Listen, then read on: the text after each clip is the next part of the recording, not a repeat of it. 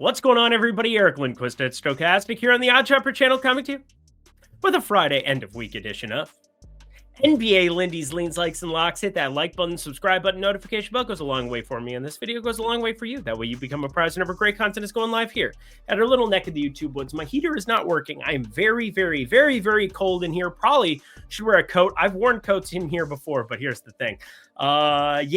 Comment section, it exists. But anyway, Bet365 exists. That's a great opportunity for you here. We'll talk about them a little bit later, as is Tails, which is where you can find me and all of my plays. Now, NBA, it's been really good to this point, this NBA season so far, but we ran into some bad luck. I mean, Monday, I could not count the ways between Jason Tatum, 26 points in the first half, finishes on 28. Ja Morant, we've had 2 dinged up injuries for him now in consecutive spots. He'll be out tomorrow. We'll talk about that one. I mean, we've had some bad luck here with the injury bug, but that's going to happen from time to time. Make sure you are managing your bankroll, because I promise over the course of the long haul, this entire NBA season, it's going to be a smash. It's my favorite sport to bet. It's my best sport to bet. And I know MLB was an absolute smash fest with home runs this season, but yet, trust me, we have some massive plays coming, and I think there's going to be some ladder opportunities depending on where books open some numbers. So be subscribed to Tails. Check out Bet365. Great opportunities for us all across the board. But not a lot to talk about here. We have a bajillion games to talk about. Just about every team. I think 26, 13 games here in the association going our way. Well, let's go make some money, shall we? Some lines that we're still waiting on, but for the most part, I'm ready to rock. So is producer Jacob. Let's get to the picks. Kind of an interesting one right off the bat. Indy and Charlotte here. Tyrese Halliburton has not been the same Tyrese Halliburton that I've watched for years. I'm an Iowa State guy. I played golf at Iowa State, so therefore Iowa State, kind of something I'm in tune to. Not to Taylor Horton Tucker sucks. But Tyrese Halliburton, this shoulder injury that he's had for like a year plus, it's made him pretty inefficient shooting. And, well, he's always going to be a good distributor, but TJ McConnell off the bench has outplayed him at times throughout this entire NBA season. Well, throughout, it's been like 3 weeks. But what I'm getting at here is going up against Charlotte. This is kind of an interesting one, if you ask me, purely because Trey Mann, we're starting to see the minutes reduced. He's been awesome off the bench, but Brandon Miller back. We're going to get Grant Williams and Taj Gibson probably both in the starting unit based on some of those closing lineups. So the Nick Richards and Miles Bridges and all of that other stuff that's been going on here, I mean, it's insane, some of these front court injuries. So really what I think we want to do right from the get-go is go to Miles Turner. Miles Turner, one of the most underappreciated basketball players, I think, in the entire league. We're talking about a 3-point shooting center, a guy who's legitimately got size. He's 6'11", out of Texas. Was great once upon a time. 11th pick in 2015, I believe it was. I don't know why my brain knows that off the top of my head, but what I do know is that in terms of EPM this season, he's 85th percentile. So we're talking overall, when I'm talking about that, that's the estimated player impact. So EPM, generally what it's looked at, it's per 100 possessions. I'm projecting it out for every single player. 61% true shooting, 89th percentile, 2.8 blocks per game. He's doing everything, but I'm looking at the rebound rate here against Charlotte. You're going to get Grant Williams, Taj Gibson. Jalen Duren, it sucked. He turned his ankle. He didn't have a great start to that game either. Was kind of like getting boxed out by 2 guys. I don't think they can pull that off with Pascal Siakam and Miles Turner. Probably going to be a problem without Miles Bridges on the floor now too. They have no size. They have absolutely no size. I have to take a shot on this right from the get-go. Half unit, 28.5 points plus rebounds. It's inside of standard juice, -110. It's -105 over at BetMGM right now. Feels great with all of his numbers across the board. Game number 2, this is probably the one that I'm the least excited about. Now, I will say I'm excited about certain pieces. It's easy to project. It's a 1-point spread, so you really don't have to make range of outcomes, blowout minutes, trying to figure out what this could be, what that could be. Now, Shai just completely set the world on fire. The number 1 pick in last year's draft. Well, the Frenchman found a way to play a basketball game last time out for Atlanta. First ever rookie to put up this specific stat line, which is kind of crazy. 33, 7, 3, 3, and 2. He had 3 steals, 2 blocks to go with a 33 spot. Yeah, that looks like a Wembanyama stat line from last season, although apparently this has never happened in this capacity. So shout out Shai for just finding a way to, look really dynamic on the old score sheet. But Detroit, they're pretty terrible. Duran's not expected to play tomorrow. Obviously, the ankle turn sucked. And again, I can't do anything about injuries. So the people who DM'd me that stuff, like, just get out of here with that weak sauce. You're absolutely fucking full of shit. Leave me alone. Anyway, apologize to all the kids out there. I am a lovely person. You are smart. And gosh darn it, people like you, or whatever the Michael Jordan SNL bit is. I really don't have any interest in betting this game. I've got it pretty close to the projected number, as is. If you make me take a stand, which again, every man must at some point in their lives, and well, Detroit money line is kind of where I'd be going towards, purely because you get beef stew out there, Isaiah Stewart, for a number of minutes. He's not a terrible center. We saw him play really hard against LeBron James and Anthony Davis because he hates LeBron James. It's just so weird. Anyway, Detroit money line, it is what it is. Just don't play it. And to my favorite play of the day, right off the bat, third game of the night, New Orleans taking on Orlando here. 4.5-point dogs are the Pelicans on the road. And the Pelicans have looked downright abysmal here at times. We do have some weird injury news here. Zion Williamson continues to be questionable, but we already know DeJounte Murray out, CJ McCollum out, Jordan Hawkins now out as well, and Herb Jones is going to be out here for another couple of weeks as well. This is a weird kind of lineup. We're seeing Jalen Noel having to play more minutes than they'd want. Brandon Boston playing tons of minutes in that starting unit. Jose Alvarado off of the injury report. But of course, we go over to Orlando as well.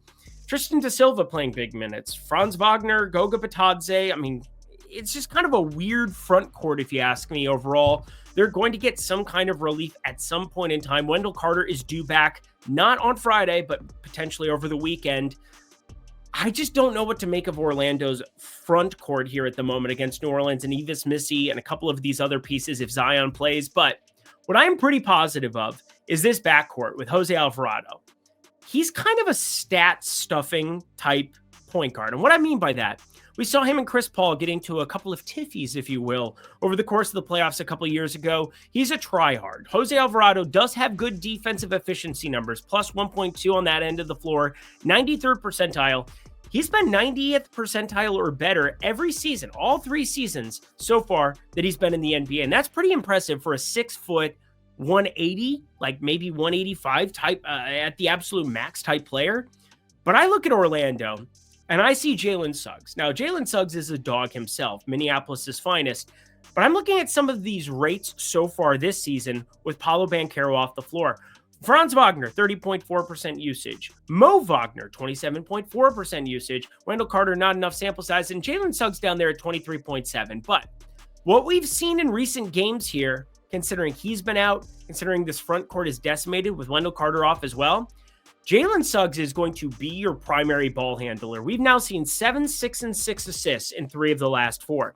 I jacked up his assist rate up here north of 28% for this specific spot as somebody who, hey, maybe you're distributing it out to the corners. And Herb Jones off the floor. Zion Williamson dinged up still. I expect him to play, but what I'm getting at is this Pelicans defense is not the same. I don't even really agree with this total, so that's something that you could potentially have on the board. But I'm so obsessed with Jalen Suggs at 24.5 points plus assists that it has to be the lock. That is the lock. There are tons of plays I want to play on top of this. I'm looking at his threes. I'm looking at alternate numbers on points and assists. I'm looking at everything across the board, but we've seen Orlando get run off the floor the last 5 games. They've lost against Chicago, Cleveland, Dallas, OKC, and Indy. All 5 of those were on the road. We're going back home here where Jalen Suggs is going to be a bona fide killer. And I'm not a big home road splits guy, but he's 8 for 16 from 3, 50% from 3 over the course of his 2 home stints. And part of that is alongside Paolo Banchero. He shot 30% on the road trip. Home bed, let's get back to it, Jalen Suggs. He is going to be your primary ball handler for this game. That's not KCP. Franz Wagner is going to get involved, but that's the point. Points plus assists. That is what we're looking for a ton of alt lines as well. And Brooklyn at Boston, 13.5 point dog. Shout out Golden State. I did lean towards the Golden State side of things, and we're going to talk about that. We're going to try to rectify that mistake in the next game. Big game going up against Cleveland. It's November. It's not a big game. We're going to be playing basketball until June, end of June, beginning. It's forever. The NBA season is forever. Getting ready for the Christmas story too. But we got Brooklyn, Boston in this one. A lot of injury news. Jaylen Brown out yet again. I don't know what's going on with this hip, but it's kind of concerning to me.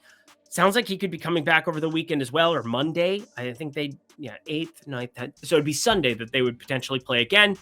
As for Brooklyn, I expect that they're going to be without a lot of front court depth themselves. Nicholas Claxton can't play a full number of minutes as it is right now. Day'Ron Sharpe still out. Trendon Watford still out. Bojan, my guy, still out. And questionable Noah Clowney. If he ends up in, front court depth, less of an issue. But when you're talking about Neemias Queta and Luke Cornett as your two starting centers for Boston, they don't really give a shit about the five, if we're being dead serious and honest. They care about shooting threes, and they are just chucking them up at historic rates so far to start off this season. I would too, though, if I had Peyton Pritchard and Derek White and Jason Tatum out there chucking. It's been crazy times to be witnessing this Boston team, and well, Golden State was kind of a trappy little spot. Steph Curry hadn't been playing a lot of minutes. They put him on ice, basically, have an 11, 12-man rotation, and Boston's still a little bit thin with the bench.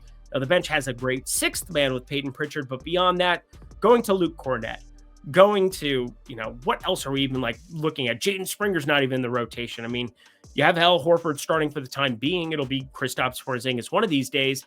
But really, it ends up being Sam Hauser. Jared Walsh has played a couple of minutes here and there. Xavier Tillman at times, although less so lately. Doesn't really matter here. I'm leaning towards Boston, 13.5. I have this at 14 and change, but that's not enough on a massive slate with tons of prop exposure that we're going to be adding later. Plus, leans that I think are actually better plays or prospective plays. I think we just start talking about 13.5 missing a key player like Jaylen Brown, who a lot of people would consider their best player. You can't see I'm pointing at producer Jacob. He thinks they're his best player. It's producer Jacob. That was him. And this is him too. If there were I'm a him of a sports book, well, how about a bet 5, get 150 offer here at Bet365? Damn good find. Why don't you sock it to me one more time at one of these 11 states? Colorado, Louisiana, Virginia, Kentucky, New Jersey, Arizona, Ohio, Iowa, Indiana, Pennsylvania, and North Carolina. Come on and raise up. Take your shirt off, twist around your head, spin it like a helicopter. See how that feels for a little bit. But Bet 5, get 150. It's an incredible deal. They have amazing stuff going on for Tuesday in the NBA. Thursday in the NFL, if you didn't take advantage of that deal, well, let me tell you, Bet365 is the place you want to be. Every touchdown that's scored, which there were, 2 already there in that first half, potentially 2 or 3 coming in the second half of the Baltimore-Cincy game. That's $10 in bonus bets if you made a $50 single game parlay over at Bet365. Ridiculous deals on the daily over there. Check it out at the link below. Sign up. Click on the link in one of those 11 states if you're there. Bet 5, get 150. Only if you're 21 and over, 18 and over in Kentucky. If you have a gambling problem, please call or text 1-800-GAMBLER. Alrighty, y'all. Back to the picks. Ooh, darling. I would call this the game of the night. I'm going to call this the game of the night. Have you seen some of these numbers? And I'm not a trends guy. You've probably never heard me cite a lot of they've done this in 3 of the last 4 or whatever. But I will say, I still see them. I'm still recognizing them. And this is a tough one. When you talk about the 7-1 Golden State Warriors taking on the 9-0 Cleveland, I almost said Guardians, Cleveland Cavaliers. There we go. They're both almost exactly towards those records in terms of against the spread closing line value or closing line numbers. Sorry, not value. Golden State 7-1 against the spread this season. Cleveland 8-1. So one worse than their record. We're talking unbelievable stuff for an early season November spot. Now, can Steve Kerr keep pulling the rabbit out of his hat, figuring out these rotations, knowing exactly how things are supposed to break here or there and whatnot?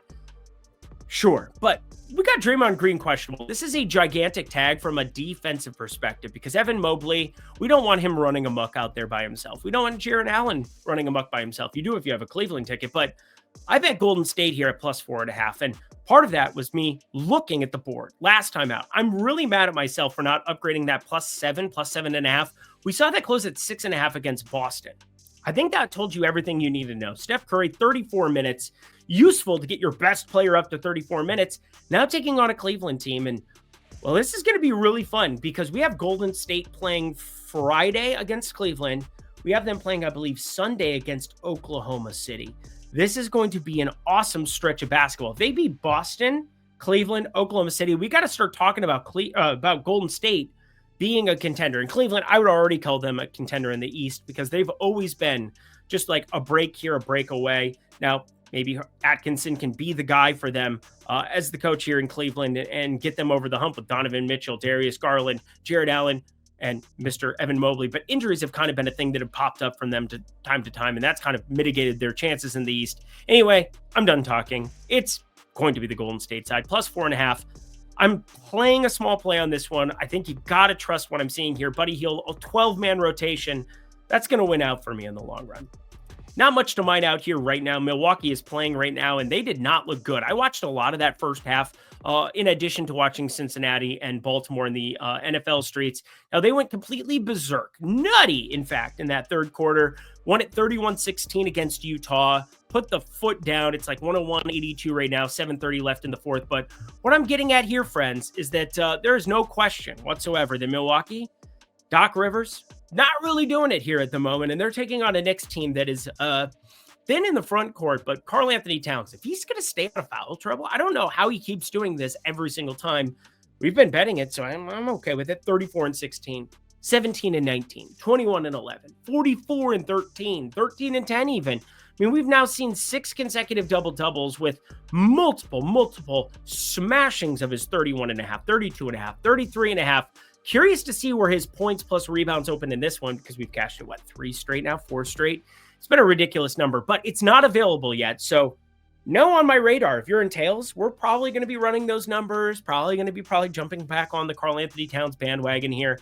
You have Giannis, who ended up playing Thursday. They need to win basketball games. They were 1-6 entering this Jazz spot. They enter this one 2-6 like it looks they will. They still need to win basketball games. It is a tough Eastern Conference when you talk about Cleveland and their upgrade look.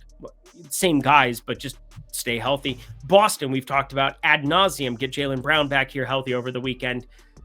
The Knicks are another one of those teams. They've got all of the wings and all the land. The guys that you want to play 40, 42 minutes during the regular season, and they should just smash the souls of anybody on the Milwaukee side. They started Andre Jackson Jr. out of the middle of nowhere today.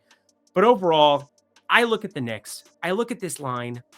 I think it's pretty efficient, although I kind of want to just fire a blind -7 on the back-to-back Milwaukee. Tough spot to land, knowing that Tibbs is going to push all of his starters north of that 36, 38-minute mark when you're talking about Hart and Anunoby and Bridges and Brunson and Cat. I mean, this is a very, very tough spot for Milwaukee on the road. Oh, look at that. Jamar Chase goes 67 yards to the house. I'm always watching. I like sports a lot. I love betting sports a lot. And as such, I like grinding even the things that I'm not very good at here in the betting streets. Now, people who have followed me for a long time, it's been, 4 years I've been putting out these videos. I've been betting, I wouldn't call it even professionally, but I got into recreational betting back around 2015, 2016, really became the guy at it around 2020, 2021, around the pandemic, where I was able to sit around on spreadsheets and we're indoors all day. Oh, I'm going to figure out Excel and how to do all of the things that I want to do. And yet, over the 8-year betting journey that I've had, it's actually been way more than that when you count fantasy sports and the basketball and football streets.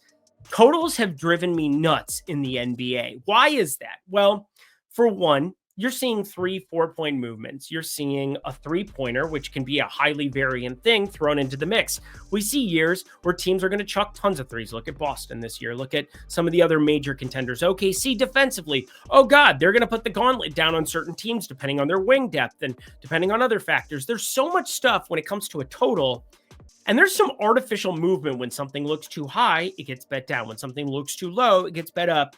But it's funny how many times in the NBA I rerun things in my simulations, and I find it to be way more predictive. Books are way more predictive than what we should be at the -110 number. That being said, even with Derek Lively out, with PJ Washington out, we saw a really nice Dallas defensive outing last time out. If you watch the game, you know what I mean, because Daniel Gafford, not a good defender, but did a pretty adequate job, and they kept the Chicago Bulls, the team playing at the fastest pace in the NBA, under 100 points.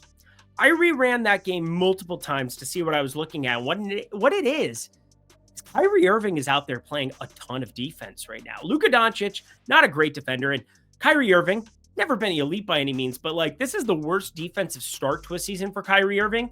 and he's still right around league average for me. 50th percentile. For what it's worth, he is 42nd percentile in dunks and threes. I have him a little bit better than that. Klay Thompson, you're adding another shooter out there, and sometimes it can be a bad shooting night. It can be catching a team at the right time, but Luka defensively is 87th percentile right now. He's 6'6". He's been doing a pretty decent job on the defensive end himself every single year out there and doesn't get the love that he deserves. Oh, and did I mention Najee Marshall, 94th percentile defender with the Pelicans last season, up to 95th percentile here in this spot.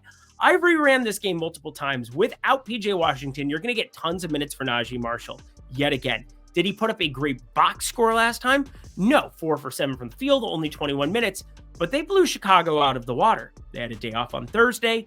I feel really good about their defensive acumen at home against Phoenix, and I'm kind of confused why we're staring at a 229 total, 228 and a half.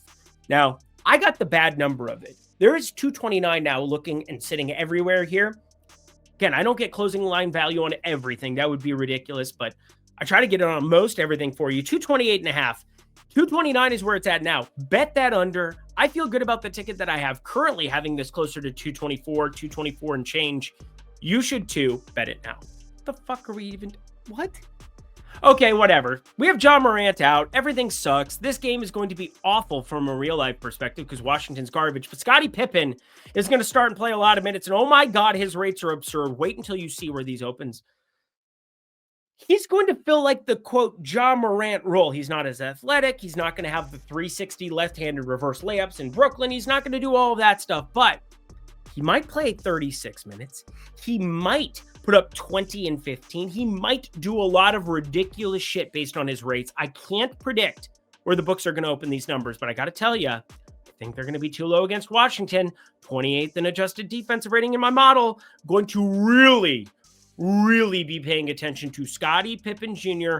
Also, don't sleep, depending on how the injury report breaks out here on the Memphis side. Let me find it quick because I had one more thing I wanted to bring up. Luke Kennard 3-pointers. That's a disturbing one. This isn't disturbing at all. Getting a free month of Lindy's NBA goodness and NFL goodness completely free just by signing up at Pick'em on the left or Sportsbooks on the right. You go to the link below. There are 11 sites that if you haven't signed up at any one of these on your screen, you get them for free. Yes, for free. You get Lindy stuff for free. You get these signs up with like bet 5, get 200. Take advantage of whatever the deposit bonuses are. But as soon as you make a bet or play at a Pick'em site, you send that screenshot with these 4 simple steps. Again, check out the promo, sign up using the offer, take screenshots, and support at oddshopper.com. That's where you want to sign up. It is generally $50 for a month. It is generally $20 for a week. It is a pretty expensive little deal, but it is paying for itself over time. Most everybody who has come by my way would agree with that sentiment. You can go to the comment section below and let people know, hey, is it worth it to go hang out with Eric in his Discord? Is it worth it to get his information and his picks and talk through process? We were doing a lot of math on Thursday, talking through the goodies with the people. Well, you can get it for free. $50 for the month, completely free to you. It would be $80 if you were paying weekly for it right now. Support at oddshopper.com with the screenshots of your welcome email and first settled bet. One more time, producer Jacob, fire it up for the people. 11 different sites that you have to choose from right here on your screen. That is all. Alrighty, y'all. Back to the picks. We're going to fly. What do we got? 1, 2, 3, 4, 5 games left. Hit the like button, subscribe button, notification bell as we talk Houston and OKC. OKC continues to impress me with everything that they do. However, they ran into the Nikola Jokic buzzsaw, and that's going to happen from time to time. Hey, Russell Westbrook, best game he's played in years, it feels like. But regardless, he won't stay that efficient. OKC will stay efficient on the defensive end. In fact, by far, the best defensive team in the NBA through 8 games that they played. They're 7-1, pretty decent number. 105.6 adjusted defensive rating. That's per 100 possessions. That's the points they're giving up per 100. 105.6 is nothing in that department. In fact, it's better than 3.5 points better than number 2, and that is Orlando. They miss Paulo Banchero. Anywho, we've got ourselves an interesting one here with Houston on the other side of this one. Tari Easton's played himself into big minutes at times when he gets hot, but Steven Adams questionable for this one. Not really a ton of injury news waiting. So I got to model this one straight up. I have it at 10. This should be a 10-point spread for OKC at home. They have way more bench depth. Actually, Houston's got a decent enough bench between Cam Whitmore, but he's back in the G League hanging out right now. Reed Shepherd, rookie, he's still staying up with the team. Amin Thompson's there. They got Jock Landale if Steven Adams isn't available. They have decent enough bench pieces, but we're talking about a huge difference between these starters. And I like Alperen Sengun. I think most people like Fred VanVleet as a person, and Jalen Green can get eternally hot. Dylan Brooks talks a lot of shit and likes to yell at people, but overall, I'm very much here for OKC continuing to roll, especially in some of these home spots. 8.5, closer to 10. That's going to be a like play almost every single time when you're talking double digits, and the potential that that bench has still to create separation against other teams' benches. Minnesota currently in a dogfight with Chicago, which didn't make me exactly thrilled, but they ended up finding a way to get a W, 135-119. Again, we've been recording this forever. Christmas story just about here. I've said that twice now. We've got no line available for this one, but I can kind of tell you where I think it should be. This is always fun. You guys enjoy when I'm able to do this because it feels like a magic trick. Because again, there's no international lines. There's nothing that I'm looking at. No offshore lines. I'm basically just telling you straight up what I have in my projections. And then we can kind of compare that, cross-reference it to the games that are coming up next. I have this as 13-point favorites for the Timberwolves. Is that real? Yeah, that's real. 115-103, the projected score here in this one. So total, probably sub 220. Lots of ways that this opens up and we potentially have value. So I will say this one more time for you because I don't do this a lot. 115-103 218. That is the sim number for me. So did you enjoy that? I had fun too. That's 12. I did terrible math. Yeah, minus 115, 103. It's minus 12. There you go. Okay, now we continue on with our merry lives. I'm looking at Dante DiVincenzo. Mike Conley played a lot more minutes here. Now it's a back-to-back. They've said they wanted to kind of mute his minutes going forward, but he got up to 26. DiVincenzo played 27, so they're starting to share the minutes a little bit here. But Mike Conley was just a +7. DiVincenzo +19. Plus, if they drop props for him, you have the chance of like a late scratch Mike Conley. Again, this is like his millionth season in the NBA.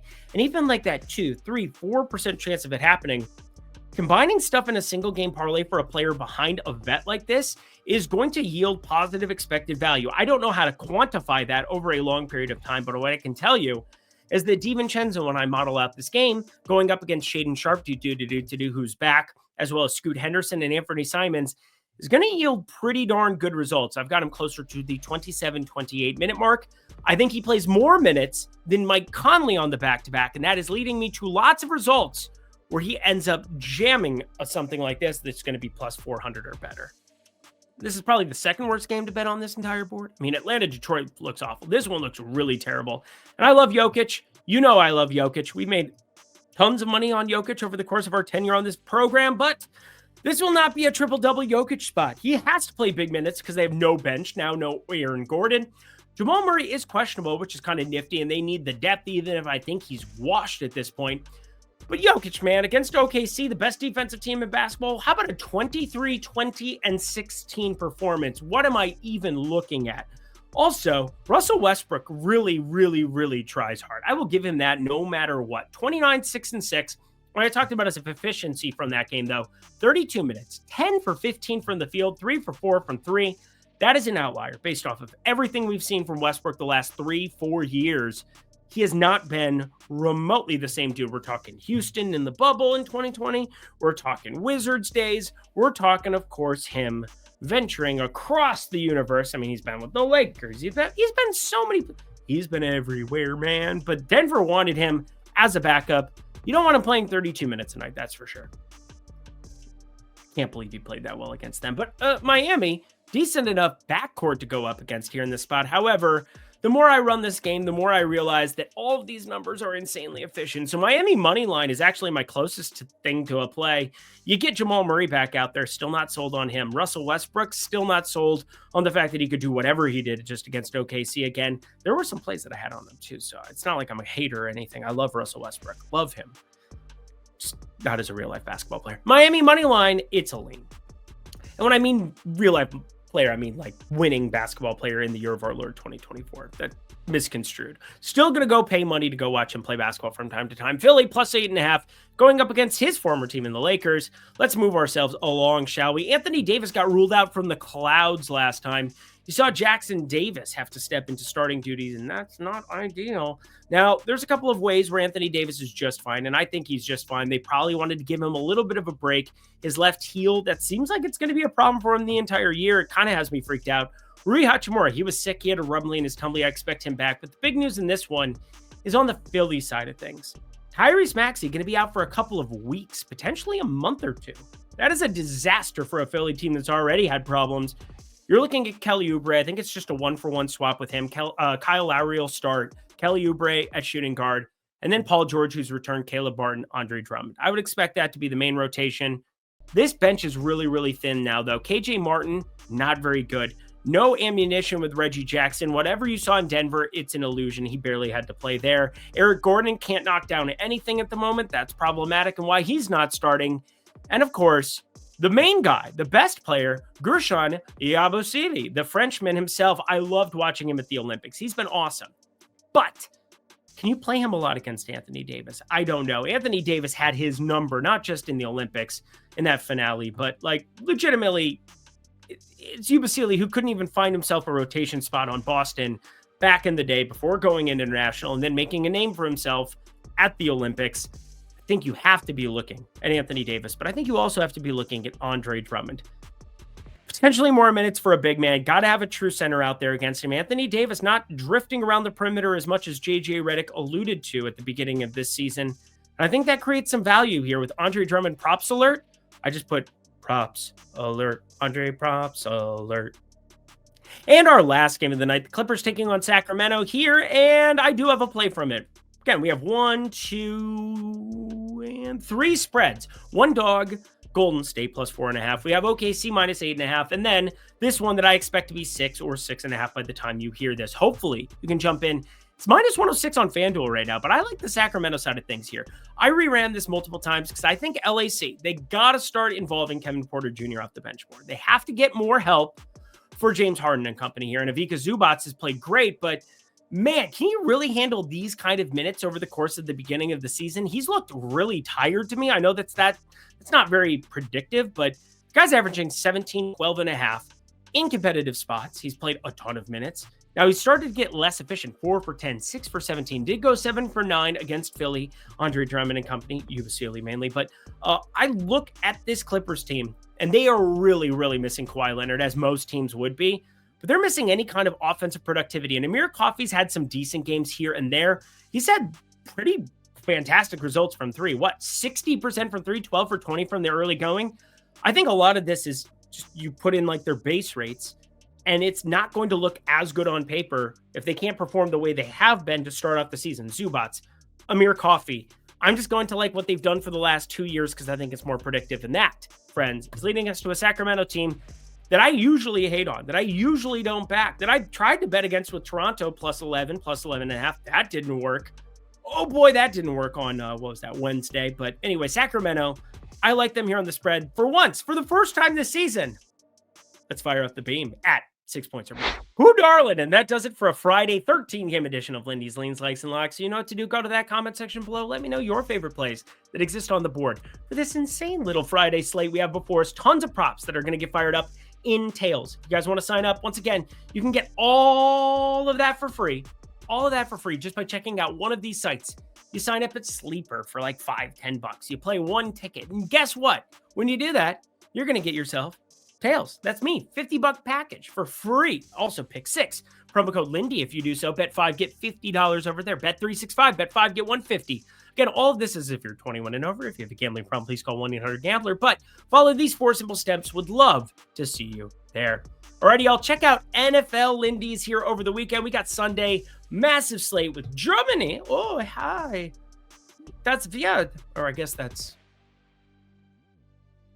the wrong accent. Anyway, Bet365. We love them. We love Tails. Would love to see you guys there for the NFL weekend as well. Alrighty, y'all. Until next time, thank you, producer Jacob. Another week in the books. I'm Eric Lindquist. Best of luck in the NBA streets on Friday.